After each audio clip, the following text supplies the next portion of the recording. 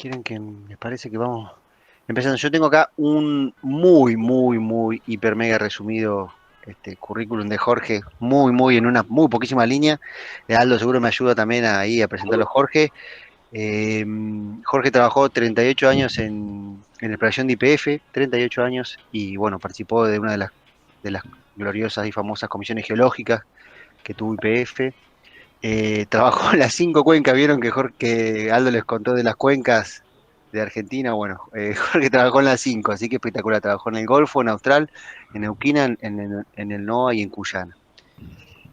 Fue docente también en la Universidad de San Juan Bosco, en Comodoro Rivadavia, en estratigrafía y geología.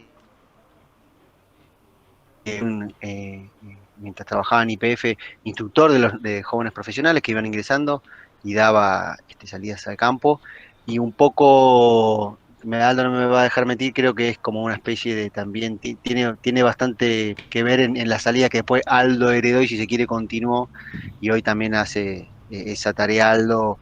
Sacando al campo a los chicos nuevos y no tan nuevos, como yo también he tenido la oportunidad de ir con Aldo. Bueno, un poco eso también entiendo que lo heredó un poco de Jorge. Bueno, no sé, es una manera muy resumida. Aldo, ¿querés que sumar algo antes de que le demos la palabra a Jorge? No, no, no, no, que bueno, que Jorge se fue de YPF. ¿Cuánto hace que te fuiste, Jorge? Tres Hará años. 3 años, ¿no? Y Sí, 3. 3 años, sí. Y bueno, fueron un conjunto de referentes, pero en serio, chicos, ¿eh?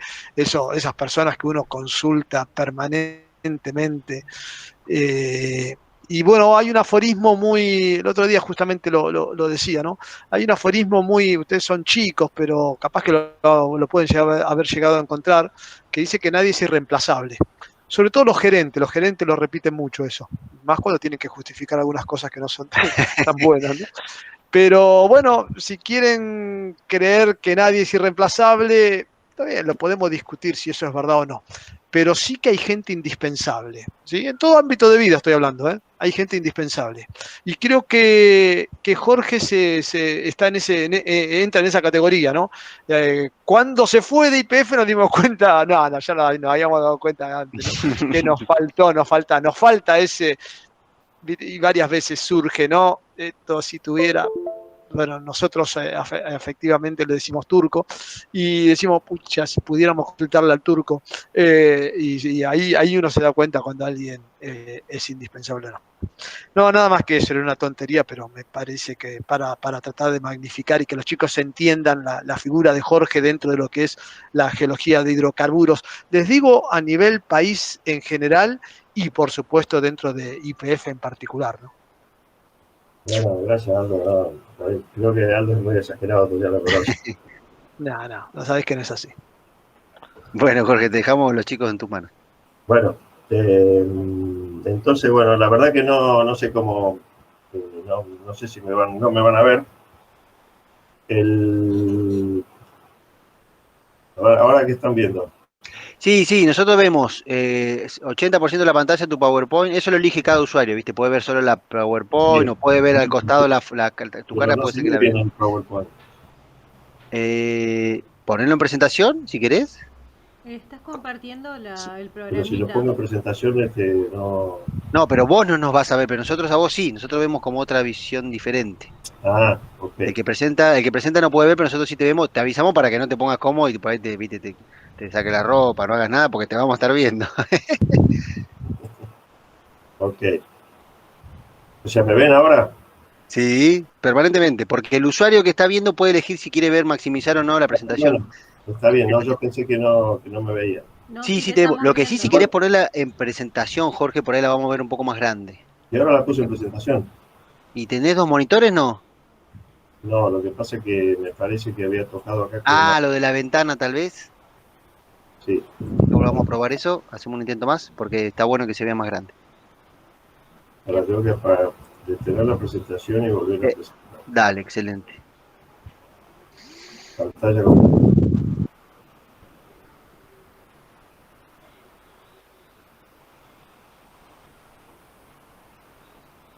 Ahora, Ahora sí se ve perfecto. Yo, por ejemplo, te veo lateralmente tu cara y en el medio de la presentación Ah, ahí. bueno, está bien. Bárbaro. Bueno, saludo a no sé cuánta gente hay, así que les digo buenas tardes a todos. ¿De qué año están cursando? Cuarto, ¿no? Cuarto, Jorge, sí. Cuarto. ¿Y qué materias de geología ya han tenido para no andar por ahí? Ellos tuvieron geología general. Ellos Sí, tuvieron una geología general que se da con bastante profundidad para lo que es ingeniería. Ellos están cursando la carrera de ingeniería en petróleo, ¿no? Y sí, después, bueno, esta que vos estás participando siempre, colaborando todos estos años, que es geología del petróleo y del gas, donde al momento ya te está terminando el cuatrimestre, vimos trabajos prácticos, en lo que es práctica, hablo de lo que a mí por ahí más respecta, ahora igual te comento un poco de lo de las teóricas.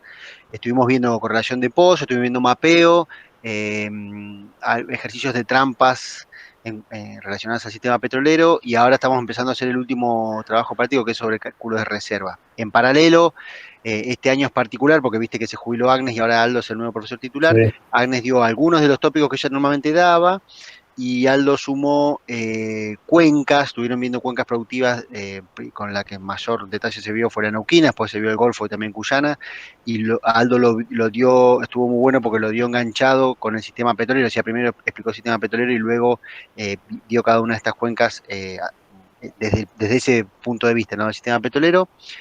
Y no me acuerdo, Aldito, si me estoy comiendo algún tema más que diste, no me acuerdo. No, no, Ok. dimos un poco de generación de hidrocarburos dentro de lo cuando vimos Roca Madre, Ah, ¿no? correcto. Le pusimos un poco de foco a la parte de generación, las etapas de diagénesis, metagénesis, catagénesis, esas cosas, pero no mucho más. Perfecto, no me acordaba. Y después, bueno, Nico les dio una clase teórica de aguas, ¿no? Agua de formación, digamos, y que esa ya fue también, y está quedando la anteúltima clase teórica, que es esta tuya, y luego el lunes que viene tenemos siempre también la colaboración de chicos de Vaca Muerta, de Shale Oil y Shale Gas de YPF, que también les dan una charla sobre, básicamente sobre Shale, genérica sobre el Shale, ¿no? Bien. Más o menos un panorama de lo que los chicos tienen en relación a geología, pero tienen una geología general ellos. Bueno, no, entonces muchas de las cosas que en la presentación está por ahí, ya las han visto, así que vamos mejor, así va a ser más fácil seguir un poco el orden. Lo que vamos a ver es un poco una visión de la exploración enfocada en algunos casos particulares, principalmente de la cuenca neuquina, ¿no? Es muy amplio el tema de la exploración a nivel de una escala global, así que lo que voy a mostrarles está un poco enfocado con ejemplos de acá. Bueno, así que empezamos. Como ustedes ya saben, gran parte de la industria petrolera la manejan compañías se llaman integradas, que tienen lo que se llama el upstream y el downstream. Y bueno, la parte de exploración en particular está lo que se llama el upstream, que además tiene desarrollo y producción. Que sería la parte de búsqueda de petróleo, gas y desarrollo, y después la producción para ponerlo en transporte hacia los lugares donde están las refinerías y después se generan todos los productos y subproductos que sería el downstream. Esta imagen un poco refleja ahí en muy poca distancia lo que era en sus comienzos YPF, donde tenía todo más o menos en el mismo lugar, aquí en la cuenca neuquina. Y bueno, el tema es hablar un poco de exploración. La exploración se asocia normalmente, si no estuviéramos hablando de la industria de hidrocarburos, con un explorador como el del dibujito que no es ninguno conocido de nosotros, y que anda por ahí explorando distintos caminos para llegar a algún lado, ¿no? Esa sería un poco la figura del explorador. Desde siempre hubo en todas las comunidades o alguna alguno que era el que iba adelante, que buscaba y que encontraba cosas. Y en el caso de la industria petrolera, bueno, el explorador es el que tiene que estar buscando el lugar donde, fundamentalmente, donde perforar un pozo, porque si bien hay un montón de trabajo que hace la exploración, el objetivo final es perforar el pozo.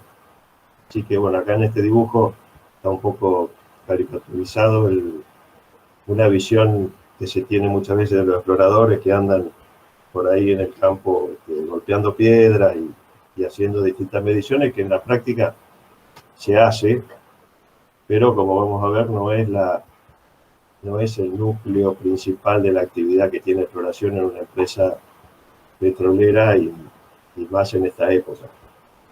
Sin embargo, sigue existiendo en muchos lugares todavía del mundo la figura de un explorador como este de acá del dibujo que anda por algún lugar ahí buscando algo.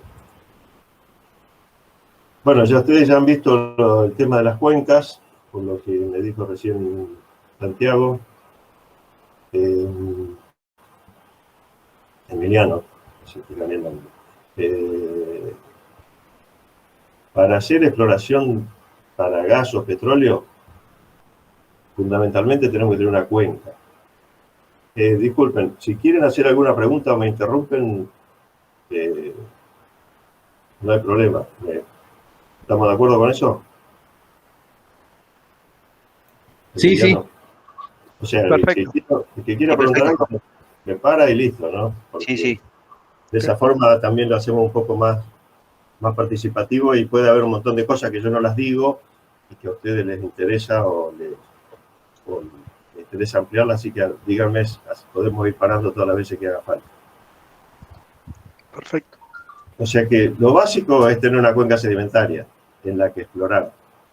En este mapa están las cuencas sedimentarias argentinas, las que están pintadas de color más rosado son las cuencas consideradas productivas y las que están en amarillo son las cuencas que todavía no tienen una producción de gas o de petróleo comprobada. El tema maduro o inmaduro es un poco más, no es tan fácil de definir, porque la madurez, en principio en las cuencas productivas, que serían las rosadas, están bastante maduras, pero para algunas cosas. O sea, es como que tengamos una producción de frutas de distintos tipos, nueces, almendras, no sé, tomates y duraznos y uvas, y algunos maduran en una época, otros maduran en otra, algunos requieren de un trabajo que a veces se hace, a veces no. Entonces, en el caso de las cuencas es lo mismo, están maduras para las cosas más obvias, más convencionales, que se vienen haciendo hace más de 100 años, pero están inmaduras para cosas que son mucho más riesgosas o de frontera. Y las cuencas que son inmaduras, sin ninguna duda, son la mayoría de las que están pintadas en amarillo porque tienen muy poco trabajo hecho. O sea que se desconoce mucho más de lo que se conoce. Bueno, también ustedes ya han visto lo que es el sistema petrolero. Esto es simplemente para recordar que todo lo que estamos buscando proviene del Sol. Esta sería una figura clásica donde se esquematiza el sistema petrolero y su funcionamiento. Está tomado de un libro, de una especie de libro de texto básico de hace unos años del tema petrolero, donde vemos reflejado aquí en un corte la roca madre, el reservorio, que tiene que tener porosidad y permeabilidad, el sello, que sea impermeable, y también está dibujada una estructura, en este caso un anticlinal, que sería una trampa. O sea, esto resume un poco lo que la exploración busca. En cualquier lugar del mundo donde haya una cuenca sedimentaria que tenga un sistema petrolero, que muchas veces no lo sabemos, primero va a haber que buscar el sistema petrolero y después se va a buscar la existencia de una trampa para poder perforar un pozo. O sea, eso sería en resumen lo que hace la exploración. El tema es que, ¿dónde se puede explorar? No podemos explorar como empresa en cualquier lugar, sino que en todo el mundo existe ya hace bastante tiempo una especie de limitación de las zonas en las que se puede explorar y normalmente están administrados esos lugares por las autoridades, se llaman autoridades de aplicación de cada lugar, que pueden ser o las autoridades nacionales en muchos países, y en países como en Argentina tenemos una autoridad provincial que es la que delimita las zonas en las que se puede explorar. O sea, antes, creo que del año 94, no me acuerdo bien de qué año es la ley nueva, el Estado Nacional era el que delimitaba las zonas para explorar y daba los permisos. Hace ya bastante, las provincias tienen autonomía en ese sentido, salvo en algunas zonas, como por ejemplo la costa afuera, donde todavía el Estado Nacional es el que controla. Entonces, esta es una parte del mapa de Neuquén. Fíjense que acá abajo está Neuquén, Añelo, el Rincón de los Sauces, tres lugares, digamos, que conforman el eje petrolero principal de la cuenca. Y esas son las áreas, no sé si eso está actualizado al día de hoy, pero es bastante nuevo por los nombres y por la delimitación. Son todas las áreas que están en este momento delimitadas en esta zona de la provincia de Neuquén. Y acá yo le pegué un aviso que salió en el diario, donde dice que Neuquén vuelve a licitar 6 áreas petroleras en Vaca Muerta. Fíjense que las áreas que tienen solamente un número, que no tienen el nombre de un operador, como aquí que dice Total en San Roque, son normalmente áreas que no están en este momento siendo exploradas ni operadas en desarrollo por ninguna empresa, y entonces la provincia hace licitaciones. Entonces, la forma más fácil de acceder a un área para explorar es a través de una licitación, que puede ser del gobierno nacional o de la provincia. Depende, ya les dije, en qué lugar y en qué país estemos trabajando. Y hay otra forma de acceder al dominio minero, sería ese territorio que la empresa tiene para poder desarrollar sus actividades. Otra forma de acceder a dominio minero, además de la licitación, es comprándole una parte a otra empresa. O sea, hay muchas empresas que licitan para trabajar en un área nueva. Eso requiere poner mucha plata en poco tiempo. Normalmente los periodos iniciales van de 1 a 3 años. O sea que en ese tiempo la empresa se compromete, cuando licita, a realizar una serie de trabajos que son bastante caros en general. Entonces muchas veces ganan la licitación y después buscan algún socio para que ponga una parte de la plata. Hacen lo que se llama un farm out. Y la compañía que ingresa como socio hace lo que se llama un farm in. Eso es bastante común, y en general las empresas se asocian de esta forma porque los montos a invertir son bastante grandes en periodos cortos y por un riesgo bastante alto. Si la empresa que se comprometió a hacer ese trabajo en este tiempo corto no lo realiza, debería ser sancionada. Normalmente le hacen firmar una especie de pagaré o compromiso de pago de multas por lo que no se haya realizado, pero eso ya entra después generalmente en todo un proceso judicial que suele no terminar. En muchos casos no termina casi nunca, y casi nunca la provincia recupera la inversión que la empresa había prometido. ¿Vamos bien hasta ahí? Sí, sí. Bueno. Así que ya saben, si alguno tiene varias de estas áreas, todavía deben estar libres, y después que se vence ese periodo de 1 a 3 años y la empresa no realizó las obras, las inversiones, o las realizó y le fue mal, no encontró nada, se retira, devuelve el área y se vuelve a sacar la licitación. Además está decir que se presta todo esto a un montón de negociados y cosas no muy limpias, pero bueno, ese ya es otro tema. Bueno. Sí, no sé, ¿me decían algo o no? No, yo te decía que en este país no creo que sucedan esas cosas. ¿no? ¿Qué país?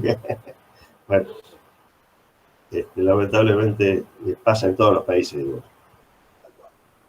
Bueno, así que, bueno, esto ya entonces, creo que ustedes ya lo tienen claro. El conocimiento de la cuenca es lo básico que el equipo de exploración debe tener para poder empezar a hacer cualquier trabajo. O sea, normalmente la mayoría de las cuencas en las que se está trabajando tienen estudios a los que uno puede acceder comprándolos, o a muchos son publicados por universidades, por institutos, y o sea que de entrada hay mucha información disponible ya que se puede analizar antes de comprometerse a ir a una licitación, por ejemplo. O cuando surge la licitación, como les dije, de cualquiera de estas áreas, hay mucha información ya publicada, porque la información que obtienen las empresas también tiene un periodo de privacidad que dura unos pocos años, después de los cuales toda esa información pasa a ser de dominio público. Normalmente tampoco está públicamente disponible para cualquiera, porque las provincias o los estados que la administran las cuidan y las venden, digamos, si quisieran, si uno las quisiera comprar, puede comprarlas. También, como en todos los otros países del mundo, también se roba esa información, ¿no? Que vale bastante, así que llevarse un legajo de una empresa no es muy difícil y suele ocurrir. Bueno, ustedes ya también ya conocen, esto es para graficarles la cuenca neuquina, que como dijimos es una cuenca madura en gran parte de sus aspectos, tiene ya un conocimiento muy grande de todo lo que hay adentro. O sea, este es un corte norte-sur de la cuenca en la que están representadas prácticamente todas las rocas del sistema petrolero, tiene varios sistemas petroleros, con sus reservorios, rocas madre, y las principales características estratigráficas. Imagínense que atrás de todo esto hay un volumen muy grande de información que está disponible en general para cualquiera que pueda empezar a estudiar antes de empezar a gastar mucha plata. Las empresas tienen, como les dije, propiedad sobre alguna parte de la información, pero en poco tiempo la tienen que ceder al Estado. Después, en cuanto a geología de superficie, también es algo que seguramente ya lo conocen, por lo menos en general. Consiste en andar por ahí en los afloramientos, por eso se llama de superficie, estudiando las rocas, haciendo mapas, levantando perfiles, observando las estructuras que se ven en superficie. Esto, por ejemplo, pueden ver acá claramente, está dibujado arriba, pero tenemos un gran anticlinal que digamos podría representar una figura como esta que estamos viendo acá. O sea, andando por los afloramientos se pueden ver estas cosas. También, obviamente, el objetivo de la exploración de geología de superficie es obtener información de los reservorios, de las estructuras y de la posible roca madre. O sea que se toman muestras que se mandan al laboratorio, se estudia su madurez y la porosidad de los posibles reservorios, la permeabilidad, etc. Siempre considerando que los datos de superficie no necesariamente van a ser los mismos que están en subsuelo, pero es un avance bastante grande.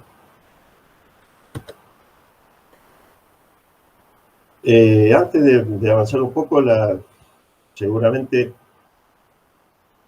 se preguntarán, o no sé si se lo preguntan, pero si lo pregunto yo, ¿se puede ubicar un pozo solamente con geología de superficie? O sea, hasta este punto nosotros hemos estudiado la cuenca con todos sus afloramientos, tomamos muestras, etc. Y la respuesta es sí, se puede ubicar un pozo.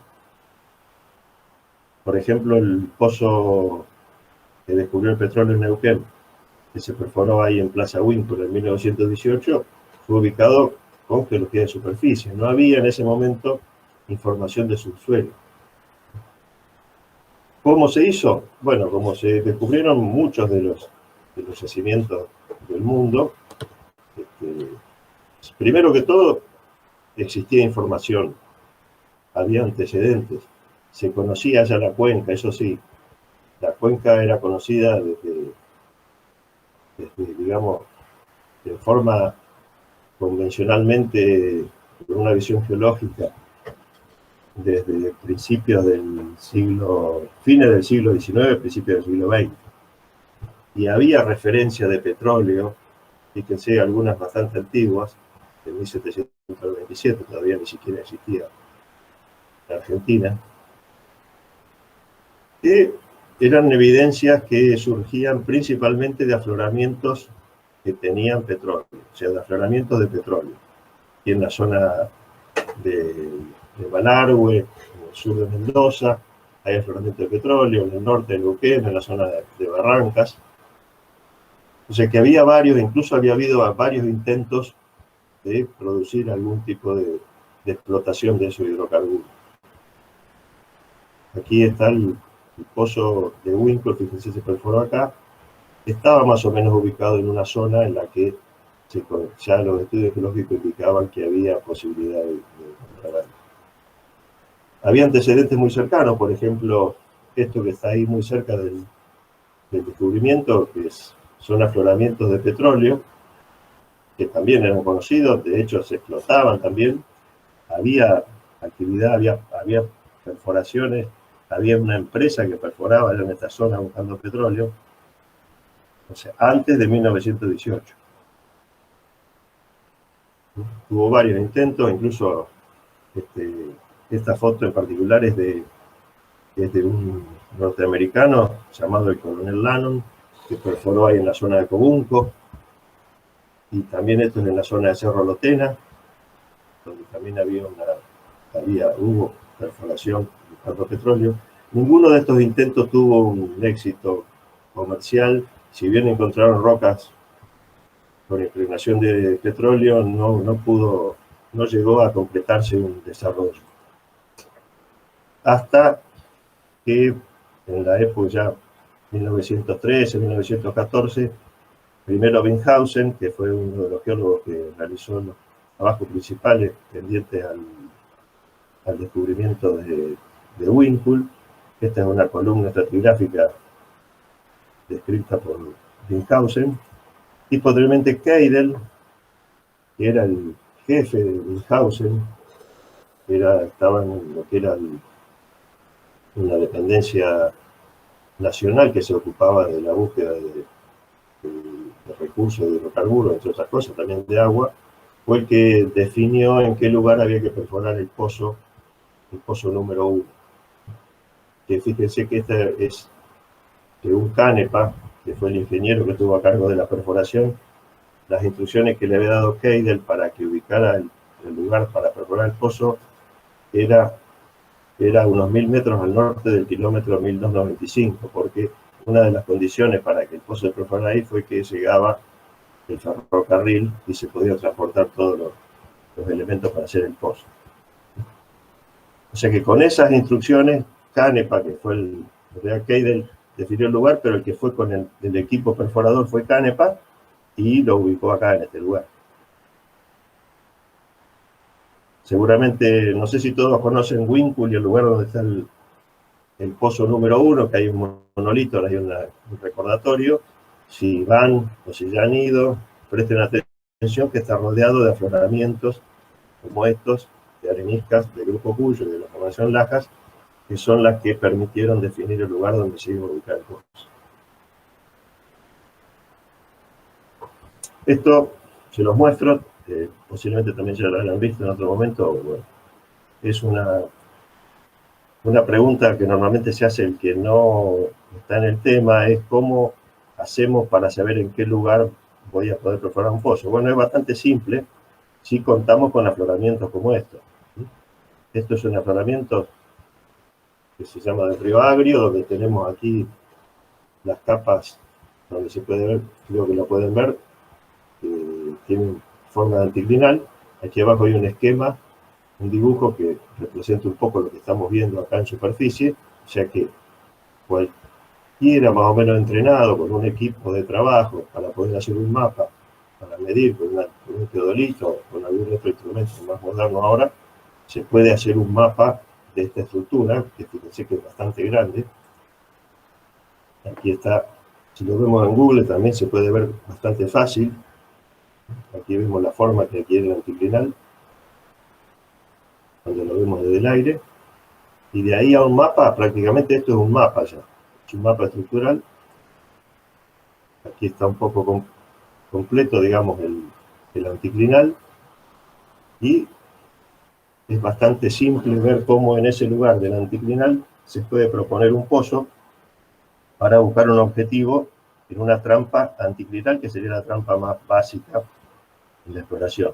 Y este pozo se perforó así, es el pozo Río Agrio, no tuvo un buen resultado, llegó hasta la formación Tordillo, aparentemente también puede ser que no haya llegado, no la información que se tiene no es muy buena, no tuvo buenos resultados, y todavía sigue siendo una estructura grande que no ha tenido mayor actividad, porque en principio los resultados de este pozo desalentaron un poco la exploración, pero esto está muy cerca dentro de la cuenca del Pino. Fíjense que la reconstrucción de la estructura en profundidad está basada en lo que se ve en el afloramiento. No sé si alcanzan a ver eso. Aquí arriba tendríamos el perfil en superficie con toda la ubicación estructural de las capas aflorantes, principalmente de la formación Agrio, y la reconstrucción hacia abajo del resto de la columna hasta la formación Tordillo.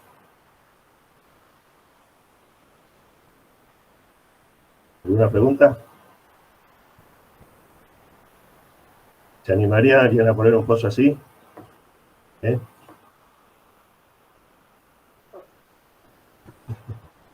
Bueno, pero ¿qué pasa? Esto se puede hacer en la práctica, seguramente se hace en algunos lugares todavía. El tema es que el riesgo de que la perforación esta encuentre un objetivo realmente cargado con una trampa en la que haya petróleo es bastante alto, o sea, las posibilidades son bastante bajas. Y ¿sí? Llevarle una bolsita en algún lado y... ¿Cómo? No, me parece que Alito tiene micrófono, ahí se lo silencio. Tiene el micrófono abierto, Aldo, me parece. Bueno, Ahí lo silencio. el tema es que realmente, si bien se puede hacer, como les dije, se gasta un montón de plata y las chances de que realmente sea bueno el pozo son bastante bajas. Así que en la mayoría de los casos lo que se opta es por obtener más información del subsuelo por medio de la geofísica. En este dibujito tenemos una especie de carrito que puede estar haciendo geoeléctrica o algo así, que estamos emitiendo información hacia el subsuelo para obtener alguna respuesta que nos dé una idea de lo que hay abajo.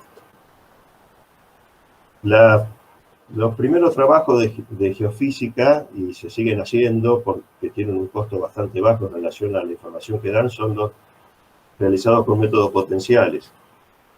¿Geofísica tienen? No sé si tienen geofísica en el curso.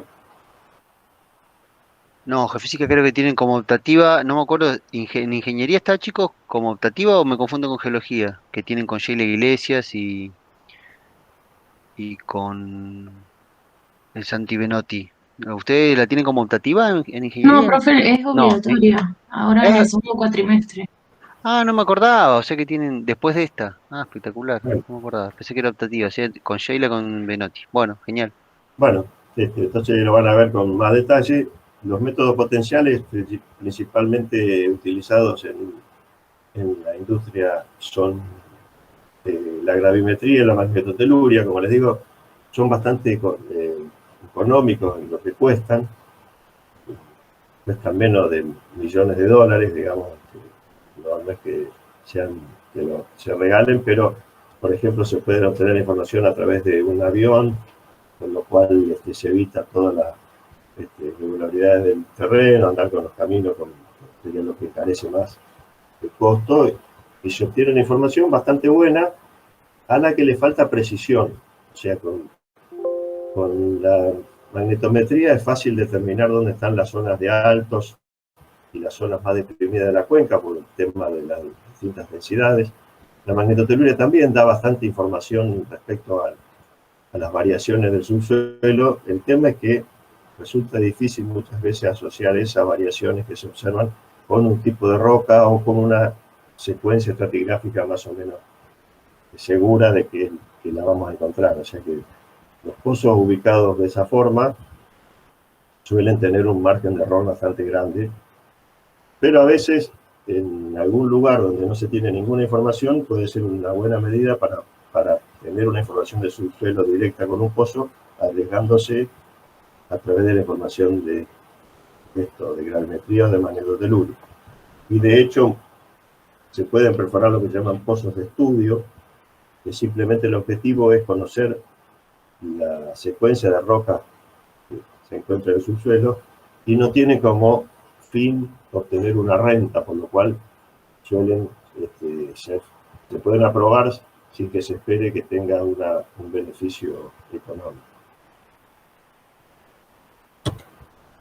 Bueno, esto también ya lo van a ver, la sísmica de reflexión. El principio es bastante simple, se emite energía desde una zona en la que se produce esa energía por explosivos o por alguna forma que se haga vibrar el suelo. Estas ondas viajan en el subsuelo, se reflejan en las distintas capas y son captadas por una serie de receptores que se llaman geófonos, en los cuales se obtiene la onda graficada de esta forma. Después se van compilando toda esa información. Esto sería una representación de cómo funciona el sistema hoy. Ya se utiliza, salvo en algunos casos donde sea muy difícil acceder, no se utilizan tanto los explosivos, sino que se utilizan estos camiones que vibran, generan los mini terremotos, y aquí hay una computadora en nuestro camioncito que va registrando toda esa información.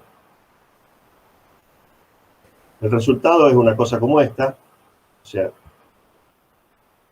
esta traza de las ondas sísmicas, como se ven acá, y así es como se grafica después que se trabaja todo eso con la computadora, integrándola queda una cosa como esta. Imagínense que esto es una sección sísmica que tiene unos 100 kilómetros de un lado a otro, en la cual aquí, fíjense que hay dibujado con colores una serie de cosas.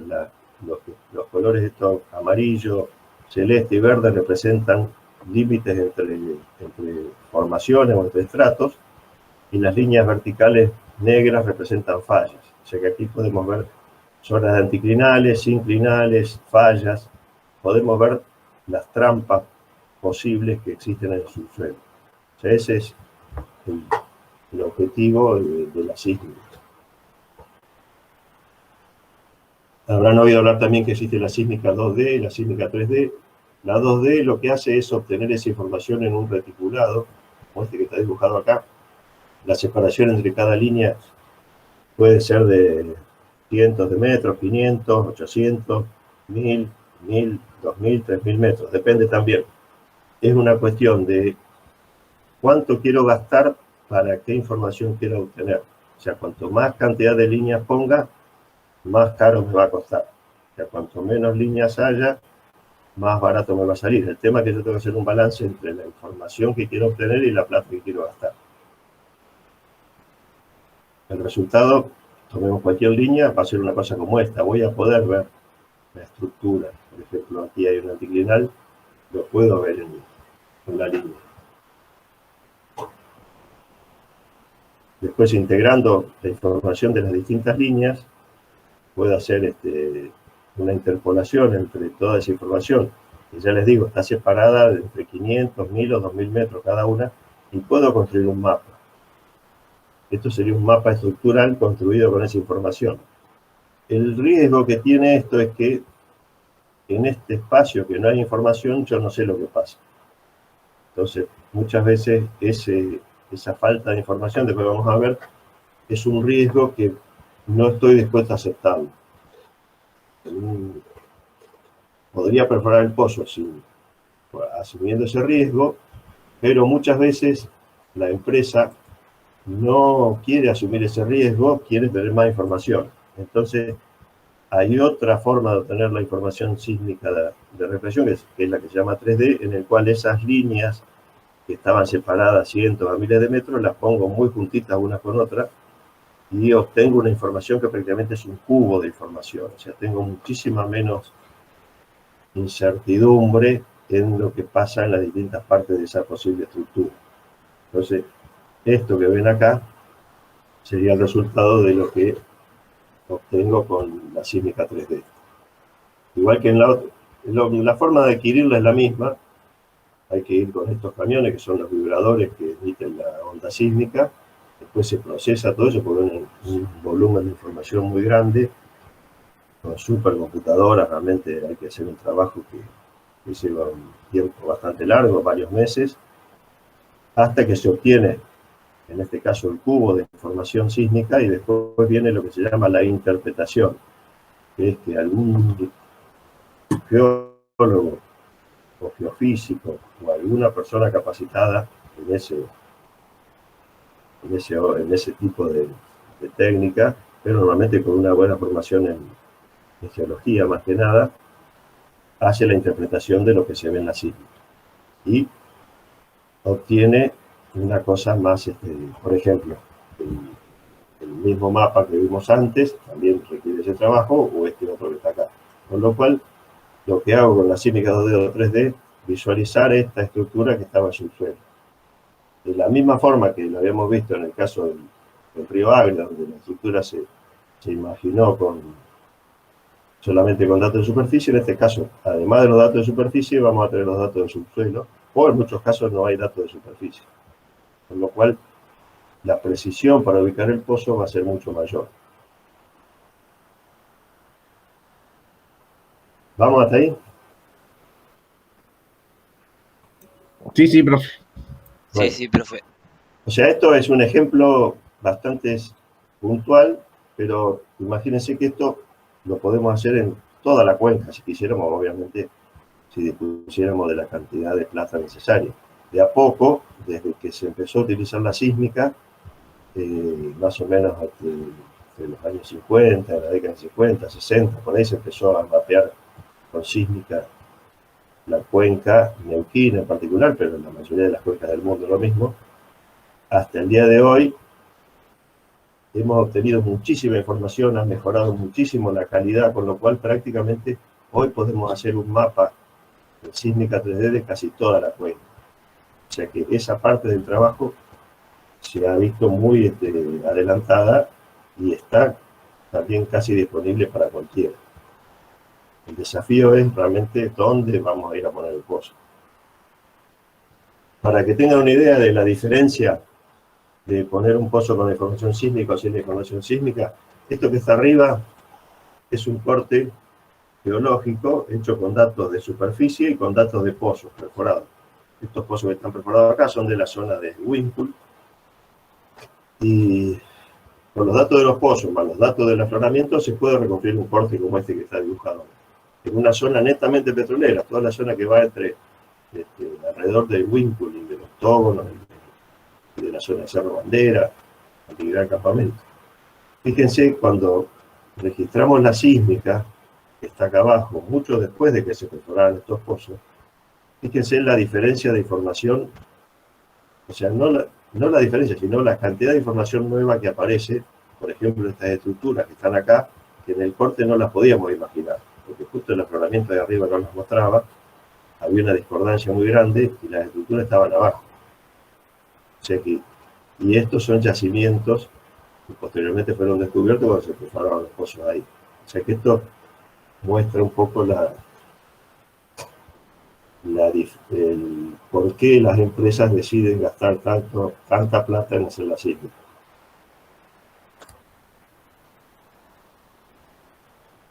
Ya que hablamos de cuándo empezó la sísmica, al principio no existían esas supercomputadoras, ni existía la sísmica 3D. Esto es una línea sísmica de la década de 60. La información que se obtenía de los geófonos se trabajaba prácticamente a mano. Entonces se calculaban los tiempos de tránsito y con eso se aplicaba una ley de velocidad y de esa forma se obtenía la ubicación de los distintos niveles que generan las reflexiones, que son los contactos realmente entre las formaciones o entre capas de distinta densidad, por ejemplo, arenisca con perita. Esto es una línea en la zona de Puesto Hernández, y aquí estaba, fíjese, la formación, el tope de Agrio, Quintuco, Tordillo.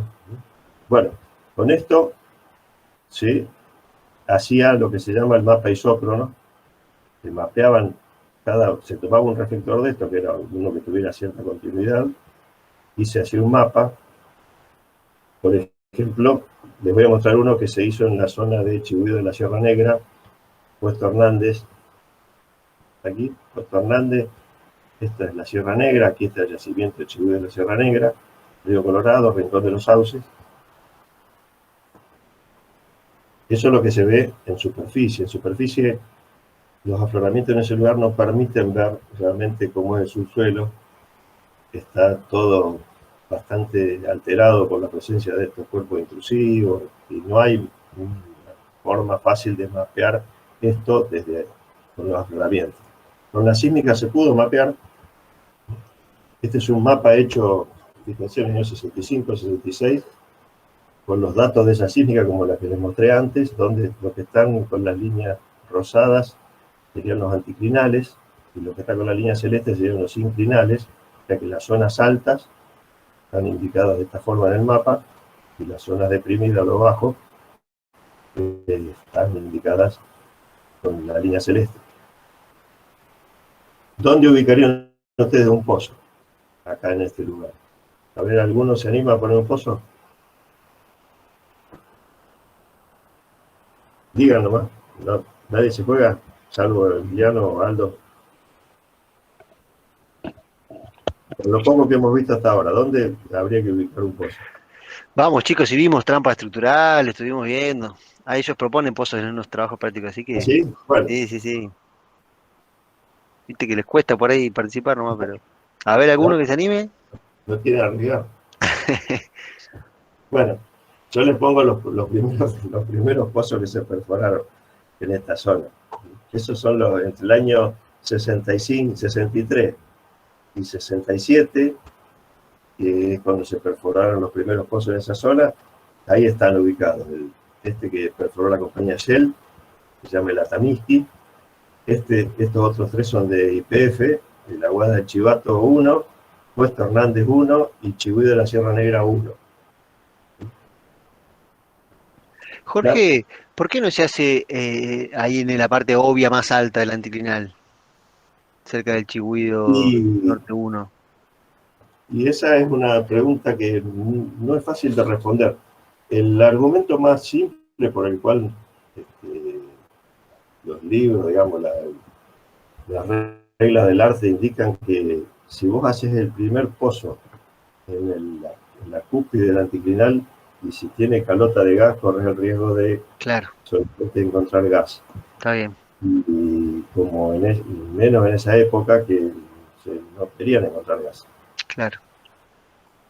Entonces, normalmente se tendría a ubicar los pozos en un flanco. Claro. Pero bueno, habría que ver también realmente si ese es el único motivo. Ok. Pero lo lógico, si no, lo más fácil sería ponerlo en la punta. Pero hay muchos casos, después les muestro uno en todo caso para que veamos donde la ubicación en la cúspide del anticlinal fue malo y el gran yacimiento estaba en el flanco. Bueno, de hecho es lo que pasa acá. La lata. Sí, bueno, el mismo Chigüido. Claro. El mismo acá, si pusiéramos el resto de los pozos que se perforaron, vamos a ver que el yacimiento no estaba acá arriba. Claro. El yacimiento está acá. Y ni siquiera estaba ahí en ese lugar. Estaba en este otro flanco de acá. Después creo que hay una imagen para mostrar por ahí, justamente porque ahí es donde interviene el tema del riesgo que tiene el proyecto, el prospecto exploratorio. Claro. Bueno, obviamente la información que tenemos hoy es mucho más. Por ejemplo, esta de Loma La Lata es un mapa hecho con la sísmica, pero mucho más nuevo, con la computadora, El otro mapa estaba hecho a mano. Este mapa que les muestro acá, que lo hizo este ingeniero geofísico llamado Spedaletti, está hecho a mano, o sea que está dibujado con las líneas sísmicas 2D, ubicando en cada línea la altura que tenía el horizonte mapeado y después curveado por una interpolación para hacer el mapa. Está dibujado por un dibujante con la Rotring, con tinta china, así está hecho. Al día de hoy eso lo hace toda una computadora, pero el resultado es más o menos el mismo, o sea que lo que nosotros tenemos son los anticlinales, los inclinales, las fallas, y tiene las mismas dudas que tendríamos en el anterior, las vamos a tener acá. ¿Dónde vamos a poner el pozo? Acá en la parte más roja, donde dice bonito, por el otro lado. Este sería, y esta es la estructura más grande que tiene la cuenca, prácticamente. Tiene 300 kilómetros cuadrados. Cuando uno la ve acá dibujada en el mapa, parece fácil. Después, cuando uno tiene que ir a poner el dedo ahí y decirle que hagan un pozo que cuesta 5 millones de dólares, ya las cosas se ponen más complicadas. Bueno, esto es la información básica que sacamos de la sísmica, que sería la profundidad, la que están los distintos horizontes reflectores, y como van a ver, eso se asocian con los distintos topes de formaciones, con lo cual este es un mapa hecho supongamos, al tope, al contacto entre Vaca Muerta y Tordillo. Este mapa está mostrando la estructura que tiene el contacto entre Vaca Muerta y Tordillo en la zona de Loma La Lata. La sísmica también nos da una información, aparte de la estructural, una información que podemos asociarla con algunas condiciones de la roca, por ejemplo, con ciertas variaciones de permeabilidad, o por ejemplo, podemos llegar a distinguir con la información que tiene la sísmica si la roca tiene un fluido más liviano o más pesado, que permite, por ejemplo, saber cuándo puede haber gas, cuándo puede haber agua directamente, o cuando no hay nada, o no sabemos. Que también se utiliza bastante para ubicar el pozo. Este es un mapa acá a la izquierda que muestra una especie de comparación entre algún atributo de la sísmica, en este caso la amplitud, con los espesores. En este caso todos los puntos son pozos ya perforados, por lo cual esa información está calibrada. Entonces vemos que la zona esta que está amarilla tiene mayores espesores, con lo cual podemos pensar que en este lugar que está acá también pasa lo mismo. O esto es otro que se toma una información de la sísmica, que es la impedancia, que también nos permite distinguir las zonas. En este caso está pintado a propósito con estos colores naranja y amarillo, que indica la zona con mayor permeabilidad, y lo verde y azul indica la zona que tiene menos permeabilidad. Fíjense que los circulitos amarillos indican la producción de los pozos. La mayor producción, los mejores pozos están ubicados en esta zona. Con lo cual, esto también puede tender a una trampa, no una trampa geológica, sino una trampa para el que va a poner el pozo, porque uno va a decir, en este lugar está todo pintado de amarillo, con lo cual tengo un reservorio buenísimo y puedo hacer un pozo acá. Bueno, de hecho hay algunos pozos hechos.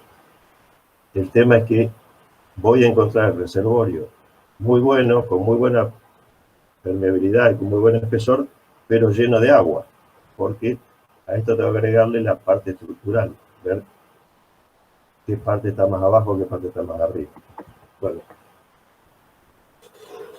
Y esta es una idea de cómo se ve en la línea sísmica cuando yo pinto con distintos colores ese tipo de información. Bueno, esto es un ejemplo nada más para que vean cuáles son las herramientas que tiene el explorador cuando está evaluando una zona dentro de una cuenca en la que ya obtuvo la información sísmica. Si esto lo integramos después, podemos tener una cosa como esta. Si este es un corte que va desde Entre Lomas hasta la zona de Portezuelo Mina, al sur de Winkle, que son un montón de kilómetros, y fíjense cómo yo tengo esa información sísmica que cruza toda la cuenca y que puedo ver prácticamente un dibujo de la cuenca y lo puedo interpretar como está acá abajo y poner dónde está cada formación, e incluso ver las posibles trampas. Y bueno, esto es una forma de representar qué es lo que hay en el subsuelo y dónde podría ser un pozo. El tema es que yo no puedo ir a hacer un pozo a cualquier lado de esta línea. Acuérdense lo que les dije, que solamente puedo trabajar donde yo tenía el permiso otorgado por la autoridad de aplicación.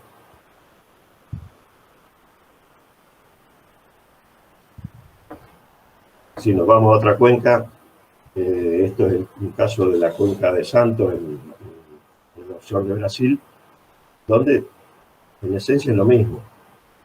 Yo tengo una línea sísmica donde puedo ver todas las irregularidades que tiene el subsuelo dentro de la línea que arriba, sería el nivel del mar. Todo esto está por debajo del mar. Y veo aquí todas las zonas con posibles trampas que se generan en un margen continental como el brasilero, donde tenemos grandes depósitos de sal que después con el tiempo han ido generando todas estas estructuras que producen hoy algunos de los yacimientos más grandes que hay en el mundo.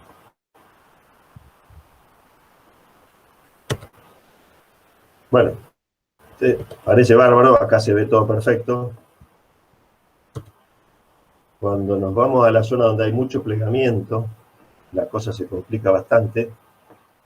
Esto que está acá arriba es un corte de la cuenca neuquina que va desde la zona del borde de Cuenca, digamos la zona de Catriel, por ahí, hasta la zona de donde está el Portón, Filo Morado, la zona cerca de Butarranquil, donde ya tenemos la faja plegada de la cuenca. Entonces, en esta zona hay muchísimas estructuras muy favorables, lo mismo que en este caso que está acá abajo, que sería un corte en la sierra subandinas en Bolivia, donde vemos la cantidad de estructuras que hay.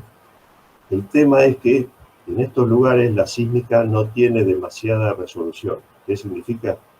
Que si yo veo la línea sísmica que pasa por la zona esa desde Catriel, supongamos, hasta el Rincón de los Sauces, la zona de Butarranquil, veo que por aquí, donde está Puesto Hernández, donde está Chihuahua y la Sierra Negra, la información es bastante buena. Cuando llego a la zona de la faja plegada, la información prácticamente desaparece. Fíjense que la sísmica en este lugar, cuando las capas están muy plegadas, con ángulos muy altos, no me permite verlos bien a los pliegues. Entonces, en ese caso, lo que tengo que hacer es imaginar algo basado en lo que he visto en algún afloramiento. Aquí yo les puse un ejemplo de lo que fue el descubrimiento de Filo Morado, que es un yacimiento grande de la cuenca. Esta era la línea sísmica en esta zona que está acá. No se ve nada, pero el geólogo que trabajó en esto imaginó un modelo, que es el que está dibujado acá abajo, basándose en otro que otro geólogo en Estados Unidos había hecho, y propuso perforar un pozo en ese lugar. Acá, el pozo estaba acá, en este lugar estaba el pozo propuesto, y fíjense que lo que resultó el yacimiento, este yacimiento Filo Morado, al día de hoy, ya con muchos pozos perforados, se pudo reconstruir la estructura. No era muy parecida a la que se imaginó el geólogo cuando propuso el pozo, pero ese modelo permitió descubrir un yacimiento. Bueno, esto se ha repetido muchísimas veces en otras cuencas del mundo. Bueno, este es un caso muy particular. Bueno, ¿cómo vamos hasta acá? Bien, bien. ¿Estamos todos? No sé qué hora es. Sí, profe, estamos. Son 4 menos 20, Jorge. 4 menos 20. Bueno, aguántenme que voy a tomar un poco de agua. Tranqui. ¿Dónde más?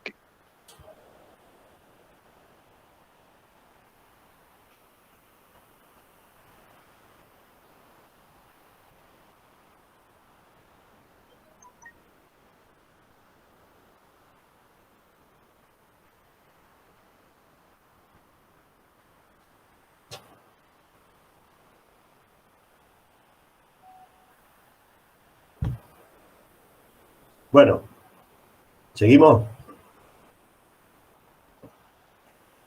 Vamos. Sí, sí. Les hago, esto es un gráfico para hacer un breve repaso de un poco de cuáles son los distintos pasos que se hace para cumplir con el proceso exploratorio. Como dijimos, lo primero es tener la cuenca, es el primer paso. Si tenemos que tener una cuenca en la cual poder ir a trabajar, tiene que haber un sistema petrolero, o sea, en esa cuenca que vayamos a trabajar, tiene que haber, puede ser que ya exista, que ya lo conozcamos, que sea una cuenca que es productiva, pero también, si vamos a trabajar una cuenca que nunca fue perforada, la duda del sistema petrolero va a seguir estando hasta que no hagamos algún trabajo más, o hasta que no perforemos un pozo.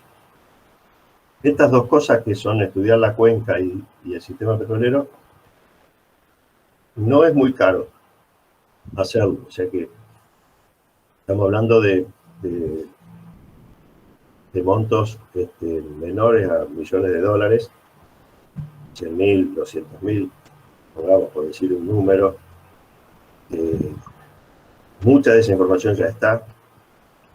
Entonces, se puede hacer con poca plata, pero obviamente para hacerlo tendríamos que haber hecho primero una licitación o tener algún tipo de compromiso con alguien que nos permita hacerlo, por lo cual es muy probable que si nosotros estamos haciendo este trabajo, nos hemos comprometido a hacer algo bastante más caro, porque seguramente hemos participado en una licitación por algún bloque y debemos haber comprometido al menos a hacer sísmica. Con lo cual, si bien esta parte representa poca plata, rápidamente hay que pasar a la otra etapa en la cual hay que empezar a poner esa plata por encima de los 6 ceros. O sea, hablamos de millones de dólares. ¿Qué?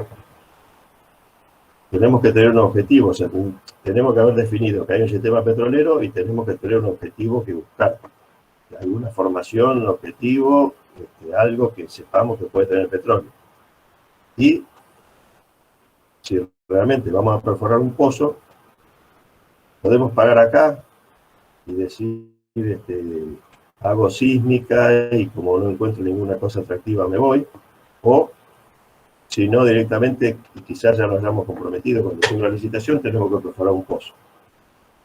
Por ejemplo, si quieren un caso concreto de lo que está pasando, al día de hoy, YPF tiene un compromiso de perforar un pozo en un bloque que se llama Chelforó, que está en Río Negro, al oeste de Roca. Es un área que nunca ha sido perforada, pero cuando se hizo la licitación, se comprometió a perforar un pozo. Así que ahí están dando vueltas a ver si el pozo se perfora el año que viene o no. Tampoco se puede estirar mucho el plazo. Y aquí sí, como es obvio, la economía es muy importante. Aquí hay que hacer muchas cuentas antes de decidirse a hacerlo. Y ahí viene realmente la etapa más crítica de todo este trabajo, porque mientras estuvimos estudiando la cuenca, el sistema petrolero, haciendo la sísmica, en realidad no había expectativa de que el resultado fuera positivo o negativo. O sea, que la sísmica iba a mostrar las estructuras, que hubiera o que no hubiera, pero no era sí o no. Ahora llega la etapa en la cual hay que decidir dónde perforar un pozo, y acá sí el resultado es positivo o negativo. O sea, el pozo es bueno o es malo. Pero no es que uno puede perforar un pozo nada más que por las dudas a ver qué hay. Y eso se llama, la definición del lugar donde se va a perforar el pozo, se lo denomina en general definir un prospecto exploratorio. O sea, un prospecto sería una serie de datos o de respuestas que se deben dar al que va a poner la plata, que es en qué lugar, cómo lo voy a perforar el pozo, si va a ser vertical, si va a ser dirigido, si va a ser horizontal, hasta qué profundidad, cuánto voy a descubrir. O sea, es un tema fundamental. Yo voy a hacer un pozo que va a tener 3.000 metros de profundidad y va a estar dirigido, porque lo voy a perforar desde el borde del anticlinal para ir a la cúspide. Va a tener una profundidad de 3.200 metros, el objetivo, supongamos, sería la formación Tordillo. Y hay que decir cuánto petróleo o gas voy a descubrir.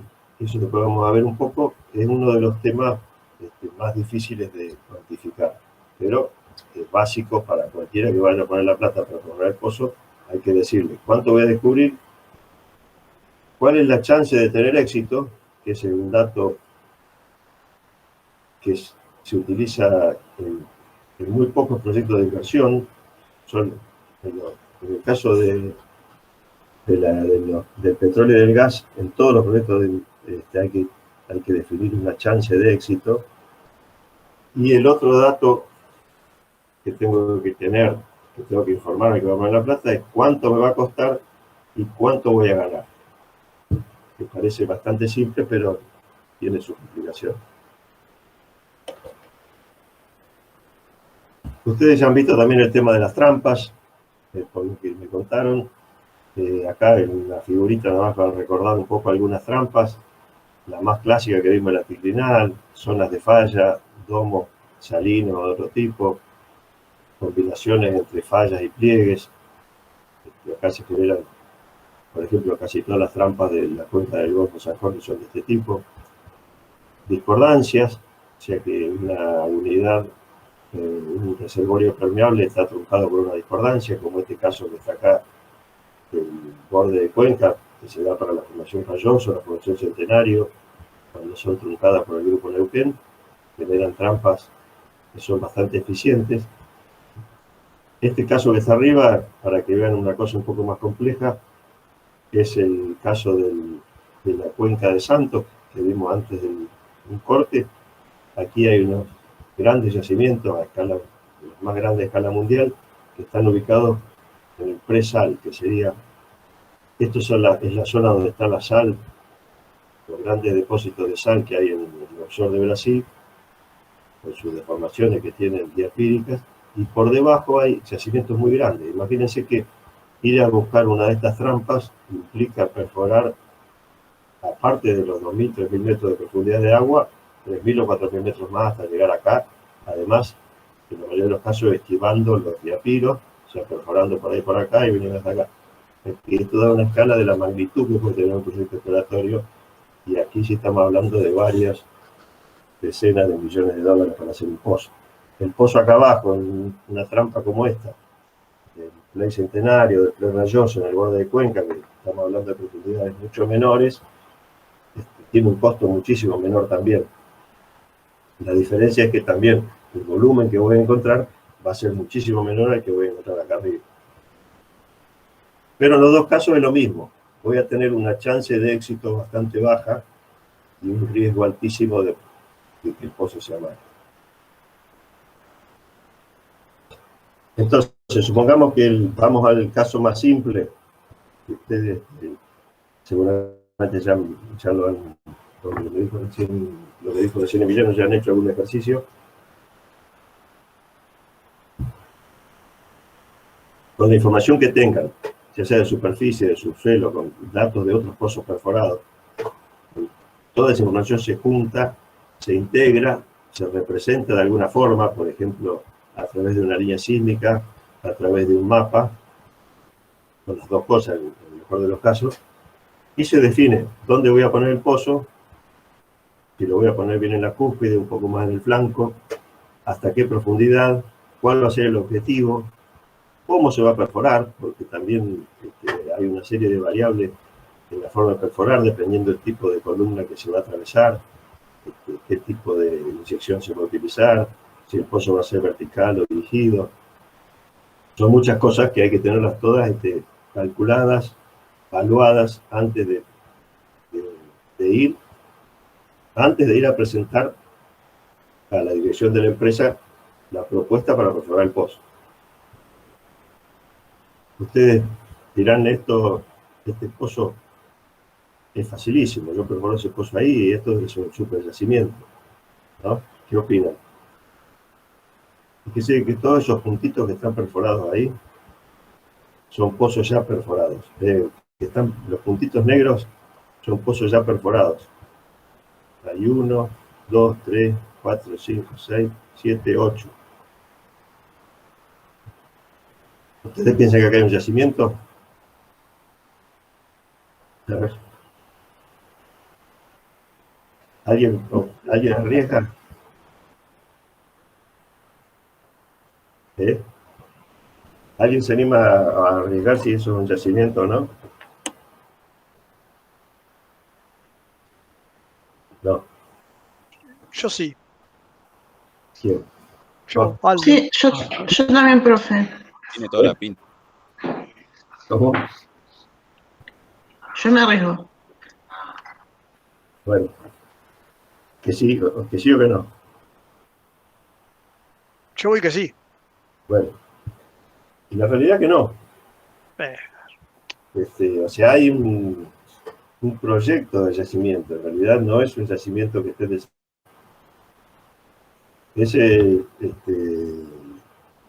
es la estructura de Cerro Arena y realmente es una de las estructuras más grandes que tiene la cuenca y fíjense, ya les digo, contamos los pozos, hay como 11, pero 1, 2, 3, 4, 5, 6, 7, 8, 9, este otro que se habrá perforado uno de los últimos, porque este mapa no es muy nuevo, y sin embargo todavía no existe un yacimiento ahí.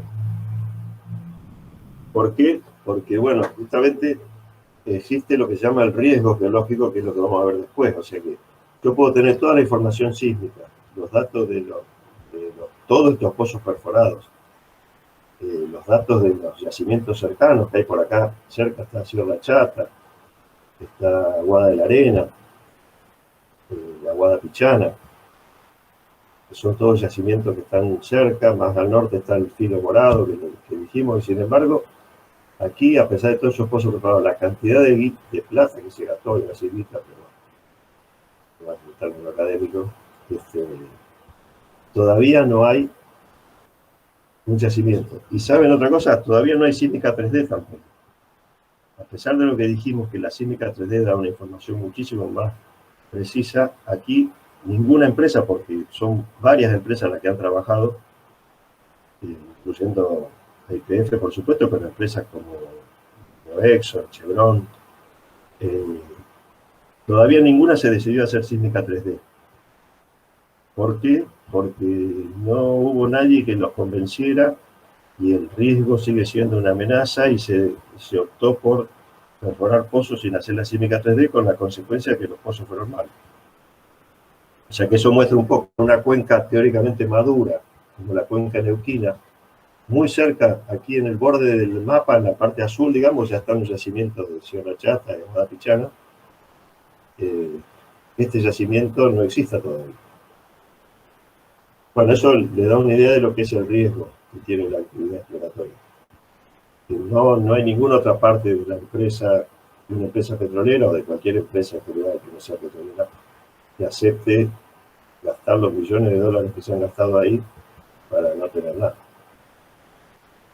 Y sin embargo, también otra cosa que muestra un poco cómo es la exploración, este bloque, esta zona, digamos, ha salido a licitación varias veces. Y en todas las veces que salió a licitación hubo empresas que se presentaron comprometiéndose a hacer trabajo y perforar pozos. Bueno, este es entonces un ejemplo que ocurre no solo acá, sino que ocurre, fíjense que ocurre en la cuenca neuquina, una cuenca con muchos sistemas petroleros muy bien comprobados, con muchos pozos con alta producción de grandes yacimientos. Imagínense cuando estamos hablando de cuencas muy poco conocidas y en lugares alejados, el riesgo se multiplica.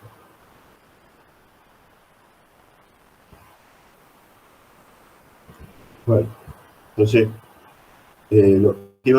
¿quieren hacer un breve descanso? Iba a hablar un poco ahora de cómo se calcula el riesgo y los recursos. ¿Qué les parece? O seguimos. Yo no tengo problema, ¿eh?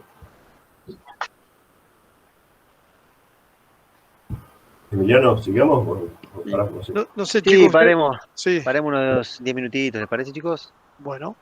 Dale. Bueno, Profe, 4 y 5 retomamos. Dale. Bueno, gracias. 4 y 5.